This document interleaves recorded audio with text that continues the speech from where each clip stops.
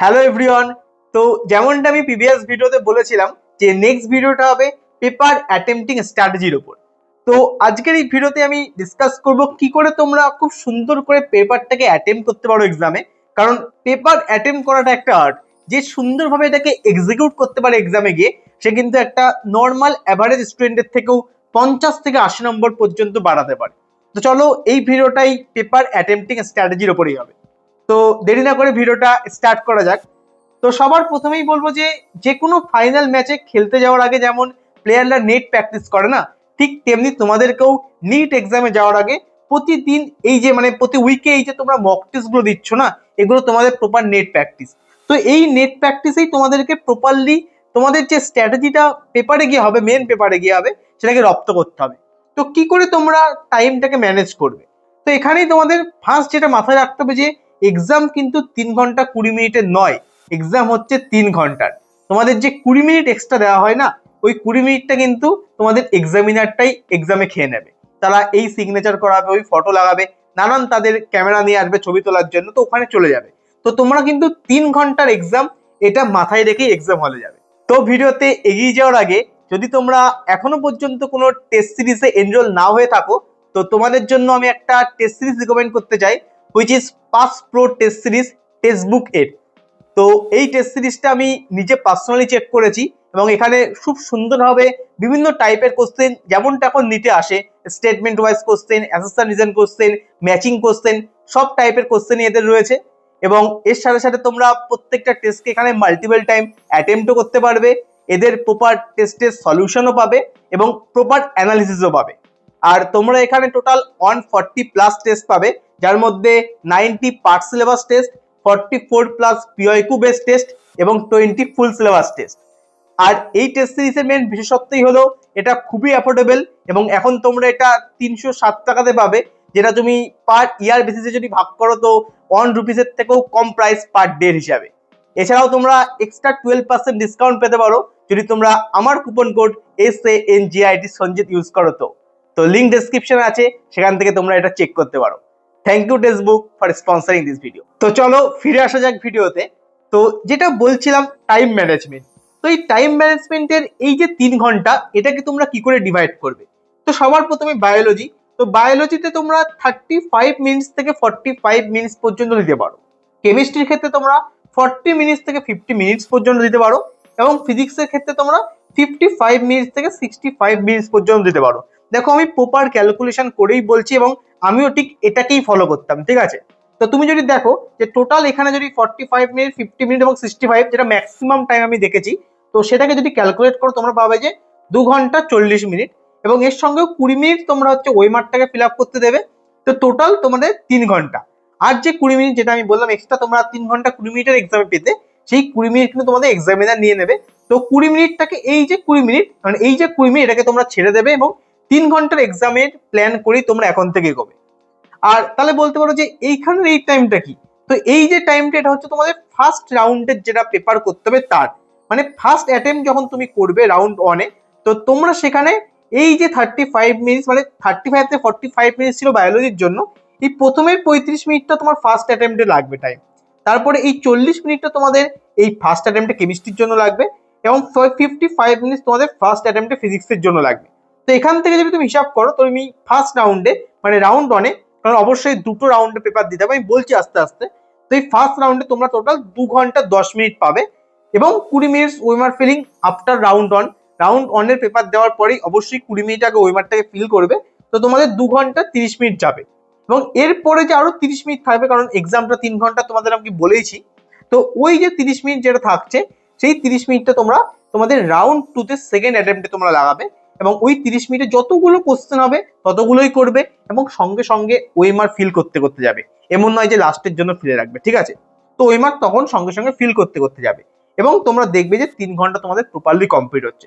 তো এই হচ্ছে টোটাল প্ল্যান। তাহলে প্ল্যানটা আমি কি বললাম? দুখানা রাউন্ডে পেপার হবে, একটা রাউন্ড 1 আর একটা হচ্ছে রাউন্ড 2। প্রথম রাউন্ড 1-এর জন্য আমি দেবো হচ্ছে 2 ঘন্টা 30 মিনিট এবং সেকেন্ড রাউন্ডের জন্য আমি দেবো হচ্ছে মাত্র 30 মিনিট।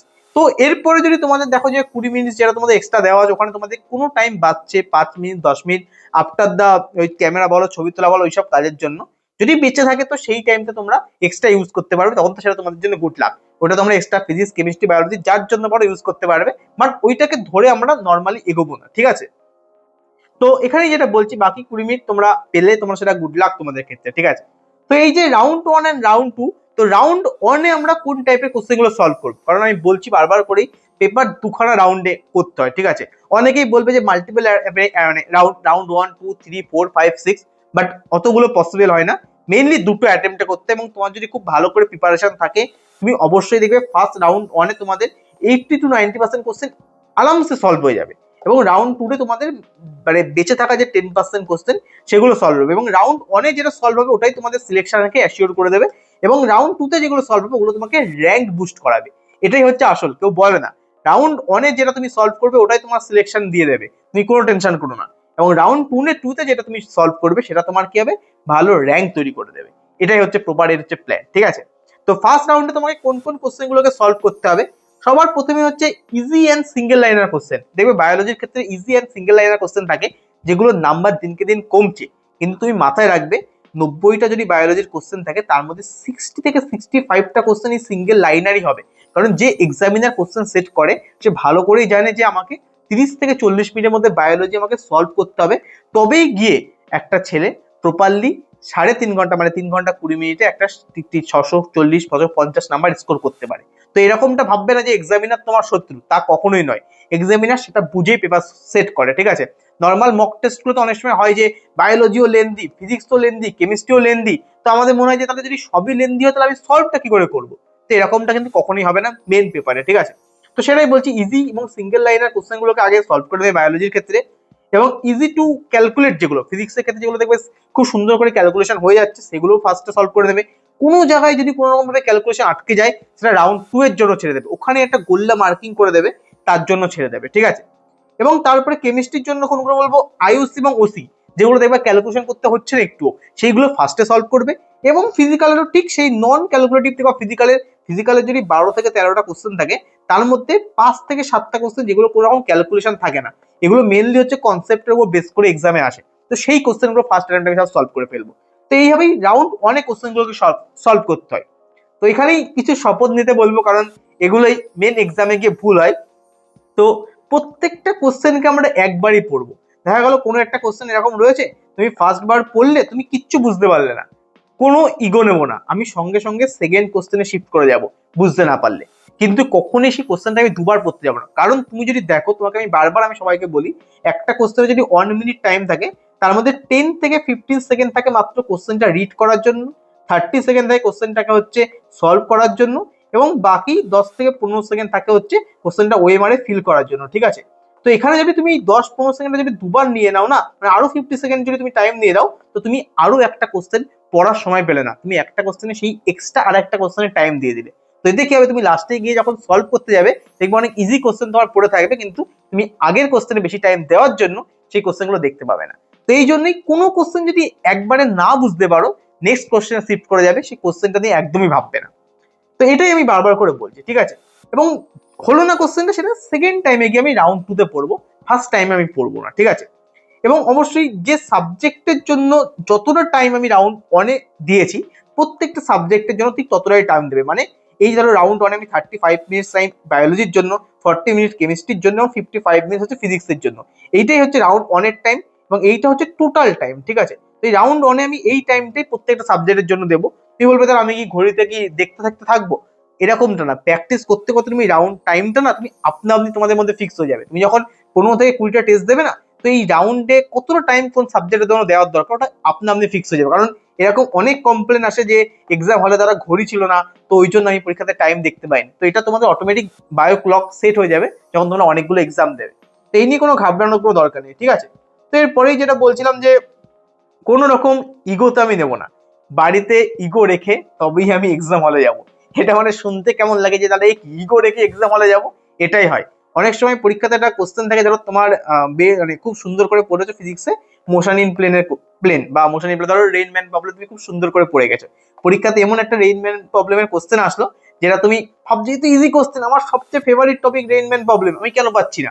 তো তুমি ওই কোশ্চেনটার পেছনে 5 থেকে 10 মিনিট টাইম তুমি লাগিয়ে দিলে, এটা তোমার কি হলো, 5টা তুমি ইজি কোশ্চেন যদি পরে থাকে সেটা তুমি করতে পারবে না। তো ওই জন্যই কোনো রকম ইগোতে কোনো কোশ্চেন নেবো না। হতে পারে তোমার সব থেকে ফেভারিট টপিকের কোশ্চেন পরীক্ষা হলে এমন আসলো যে তুমি করতে পারছো না, বা তুমি বুঝতে পারছো না করে অ্যাপ্লাই করতে, করে অ্যাটেম্প করতে হবে, তুমি কোশ্চেনটা ওখানেই ছেড়ে দাও, ইগো ওখানেই রেখে দাও, তবেই তুমি কিন্তু পরের বার মেডিকেল কলেজে আসতে পারবে। তুমি যদি নিটেই যদি তুমি ইগো দেখাও, তাহলে কিন্তু এমবিবিএস এসে তুমি তোমার ইগো দেখাতে পারবে না। বাই দ্য ওয়ে, এটা একটা জোক ছিল। তো চলো নেক্সট এগোনো যাক। তো যদি 45টা ফিজিক্স কোশ্চেনের মধ্যে মাত্র তুমি 10টাও পারো এই রাউন্ড ওয়ানে, তো সেটাই করবে। এক্সট্রা কোনো টেনশন নেবে না, কোনো হেডেক নেবে না যে আমি কেন 10টা পারলাম। দেখবে রাউন্ড টু থেকে, কারণ তুমি যখন একবার রাউন্ড ওয়ানে প্রত্যেকটা কোশ্চেন পড়ছো না, তো তোমার সাবকনসিয়াস মাইন্ডে কোশ্চেন গুলো চলতে থাকে, তুমি বুঝতে পারবে না। যখন তুমি রাউন্ড টু তে আসবে না, ওই যে কোশ্চেন গুলো তুমি পারোনি ওগুলোই সলভ হবে। আমার ক্ষেত্রে হয়েছে, ওই ফিজিক্সে ফার্স্টে যখন আমার পেপার পেয়েছিলাম না, প্রথম 5টা কোশ্চেনে আমি কিছু পারিনি, 5টা কোশ্চেনে একটাও পাচ্ছি না আমি, যে কি হলো, আমি কি কিচ্ছু পারবো না ফিজিক্সে। যে তারপর যখন নেক্সট যখন আস্তে আস্তে অ্যাটেন্ড করতে করতে গেলাম, তারপরে দেখছি সব কোশ্চেন হয়ে যাচ্ছে। আমি ফিজিক্স তখন 45 পেয়েছি, তাহলে কি করে পেলাম?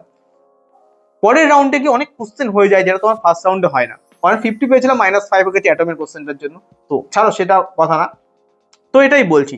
তারপর কি রাউন্ড ওয়ানে যখন তোমার পেটে মানে সমস্ত পেপার সলভ হয়ে গেল রাউন্ড ওয়ানে, ফিজিক্স, কেমিস্ট্রি, বায়োলজি, সঙ্গে সঙ্গে তুমি ওএমআর ফিল করে নেবে। এখানে একটা অনেকে মিস্টেক করে যে ওএমআর সেই সময় ফিল না করে রেখে দেয় শেষের জন্য, বাট এটা কিন্তু করা উচিত না। কারণ ওইখানে যদি তুমি 20 মিনিটসে তোমার ওএমআরটা ফিল করে নাও না, তুমি অনেকটা হেডেক তোমার কমবে। তুমি দেখবে তোমার ওএমআরটা যখন ভরা না, এটা এক্সট্রা আলাদা কনফিডেন্স পাওয়া যায়। এটা কেউ বলে বোঝাতে পারবে না, বাট তুমি ফিল করতে পারবে যখন তুমি অনেক টেস্ট দেবে। তো ওই জন্যই বলবো সঙ্গে সঙ্গে ওএমআরটাকে ফিল করে নাও, এবং তারপরে তুমি রাউন্ড টু জন্য আসো। এবং রাউন্ড টু তে তুমি কি টাইম দেবে দেখো, আমি এখানে দেখো ভালো করে এখন বুঝিয়েছিলাম। এই দেখো 35 থেকে 45 মিনিট বলেছিলাম, তাহলে 35 মিনিট তোমার ফার্স্ট রাউন্ডে যাচ্ছে, বাঁচা হওয়া যে 10 মিনিট থাকছে না, এই 10 মিনিটটা তোমার যাবে হচ্ছে সেকেন্ড রাউন্ডে প্রত্যেকটার জন্য, ঠিক আছে? বায়োলজির জন্য 10 মিনিট, কেমিস্ট্রির জন্য 10 মিনিট, এবং ফিজিক্সের জন্য যা রিমেইনিং টাইম থাকবে। সবার প্রথমে সেকেন্ড রাউন্ডে কিন্তু আমি বায়োলজি সলভ করবো। কারণ কি? কারণ বায়োলজির কোশ্চেন সেকেন্ড রাউন্ডে হওয়ার চান্স সব থেকে বেশি। তারপরে আমি কেমিস্ট্রি সলভ করবো, তারপরে টাইম বাঁচলে তবে ফিজিক্সে যাবো। তাহলে এমন নয় যে বায়োলজিতে 30 মিনিট লাগিয়ে দিলাম, ফিজিক্সে গেলাম না, এটা উচিত নয়।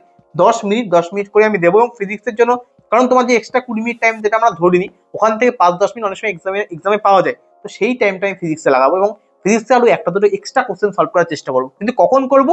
রাউন্ড টু তে গিয়ে করবো, ঠিক আছে? ঠিক, তারপর যতগুলো কোশ্চেন হলো ততগুলোতে আমি স্যাটিসফাইড থাকবো। এমন নয় যে আমি বলবো কেন আমার 5টা কোশ্চেন মাত্র করতে পারলাম রাউন্ড টু তে। কোনো দরকার নেই, যতগুলো হবে ততগুলো করবো, ততগুলোতে স্যাটিসফাইড থাকবো। কারণ কি? রাউন্ড টু তোমাকে র্যাঙ্ক দেবে, এবং রাউন্ড ওয়ান তোমাকে কি হবে, সিলেকশন দেবে। এটা যেন মাথায় থাকে। তো রাউন্ড ওয়ানে কিন্তু অনেক সময় আমার কেউ ভাবে যে রাউন্ড ওয়ানে ঠিক আছে তাড়াতাড়ি করে যায়, রাউন্ড টু তে গিয়ে করবো, তা না কিন্তু। রাউন্ড ওয়ানে তোমাকে প্রপার 2 ঘন্টা 30 মিনিট আমি কি এমনি এমনি দিয়েছি। রাউন্ড ওয়ান তোমাকে সিলেকশন দেবে, লাস্ট 30 মিনিট তোমাকে ভালো কলেজ নিয়ে যাবে, এই লাস্ট 30 মিনিট রাউন্ড টু তোমাকে এইমস নিয়ে যাবে। তো অবশ্যই বুদ্ধি করে এক্সামের পেপার কিন্তু সলভ করতে হবে। তো এটাই বলবো। আর কোনো রকম এক্সট্রা হেডেক নেওয়ার কোনো দরকার নেই। এখন থেকেই যে অজানা কোশ্চেন গুলো যেগুলো তোমার রাউন্ড ওয়ানে তোমার হয়নি, সেগুলো কিন্তু রাউন্ড টু তে এসে তোমার হয়ে যাবে। অনেক কোশ্চেন হয়ে যাবে, কারণ তোমার পেছনে যে সাবকনসিয়াস মাইন্ড না, সেখানে ওই কোশ্চেন গুলো চলতে থাকে, তুমি বুঝতে পারবে না। ওইগুলো তোমার রাউন্ড টু থেকে সলভ হয়ে যাবে। আমার সাথে হয়েছে, এবং আমার যত বন্ধু আছে যারাই আছে সবাই বলে রাউন্ড টু থেকে অনেক ইজি ইজি কোশ্চেন, যেগুলো মানে হার্ড কোশ্চেন যেগুলো লিখেছিল রাউন্ড ওয়ানে, সেগুলো অনেক ইজি লাগে, ঠিক আছে? তো তারপরে অবশ্যই ওইমার গুলোকে ফিল করবে, এবং ওইমার দেখে একটা আলাদা আমাদের কনফিডেন্স তো আসবেই যখন রাউন্ড ওয়ানে কোশ্চেন সলভ হয়ে যায়। এবং রাউন্ড টু এর এই কোশ্চেন গুলো যখন সলভ করবো, অবশ্যই প্রত্যেকটা কোশ্চেন সলভ করার সঙ্গে সঙ্গে ওয়েমারে যাবো, ওয়েমারে গিয়ে গুল্লা গুল্লা করে দেবো। কারণ রাউন্ড টু এর জন্য এক্সট্রা পরে ওয়েমারের টাইম বাজাবে না। কারণ তুমি দেখবে রাউন্ড টু তুমি যদি ভালো করে পড়াশোনা করো, মাত্র 15 থেকে 20টা কোশ্চেন ম্যাক্সিমাম তোমার আটকে থাকবে, এবং এর থেকেও কম কোশ্চেন থাকবে, মানে 10 থেকে 15টা কোশ্চেন থাকবে। এবং তার মধ্যে রাউন্ড টু তুমি আরামসে 10টা কোশ্চেন সলভ, মানে 15টা কোশ্চেন থাকলে তার মধ্যে 10টা কোশ্চেন তুমি অবশ্যই সলভ করতে পারবে, কারণ রাউন্ড টু অনেক ইজি লাগে কোশ্চেন, ঠিক আছে? তো এটাই বলবো যে এইভাবে ফাইনাল নিটের আগে 15 থেকে 20 বার যদি তুমি প্র্যাকটিস করো, তবে তুমি তোমার মক টেস্ট গুলোতেই তোমার নাম্বার কি করে ইনক্রিজ হচ্ছে সেটা তুমি দেখতে পাবে। তো এই যে প্র্যাকটিসটা নিতে যাওয়ার আগে কিন্তু তোমাকে মক টেস্টে করতে হবে, এবং পেন পেপার মোডে করতে হবে। তুমি কি করে পেন পেপার মোডে করবে? টেস্টটাকে ডাউনলোড করবে, যদি তুমি ঘরে বসে দাও তো টেস্টটাকে ডাউনলোড করবে, যে প্রপার পেন পেপার মোডে ওই মাস সমেত প্র্যাকটিস করবে। আর যদি অফলাইন টেস্ট দাও তাহলে তো কোনো চিন্তা নেই, সেখানে তো অলরেডি এইভাবেই পরীক্ষা তুমি দেবে, ঠিক আছে? তো এটাই বলবো, চলো বেস্ট অফ লাক। এটা খুব একটা ইম্পর্টেন্ট ভিডিও ছিল, তো আমি এই বছরের মধ্যেই বানিয়ে দিলাম। তো থ্যাংক ইউ সো মাচ। তোমরা এই বছরটা কেমন কাটলো অবশ্যই ভিডিওর কমেন্টে জানিও, এবং নেক্সট ইয়ারের জন্য আগাম সবাইকে হ্যাপি নিউ ইয়ার। এবং সকালে পরের বছর ভালো থাকো, সুস্থ থাকো, এবং মেডিকেল কলেজে আসো অ্যাজ এ জুনিয়র আমার, বা যে কোনো কলেজে যাও, অ্যাজ এ গভর্নমেন্ট মেডিকেল কলেজে আসো এবং যে কোনোভাবে জুনিয়র হয়ে আসো, তোমাদেরকে অবশ্যই অভিনন্দন। তো সুস্থ থাকো, ভালো থেকো, সকলকে হ্যাপি নিউ ইয়ার। এবং ভিডিওটা ভালো লাগলে অবশ্যই লাইক করো, শেয়ার করো, আর নিউ ইয়ারে চ্যানেলটাকে অবশ্যই সাবস্ক্রাইব করো। তো চলো দেখা হচ্ছে পরের কোনো ভিডিওতে, সকলে ভালো থেকো, বাই।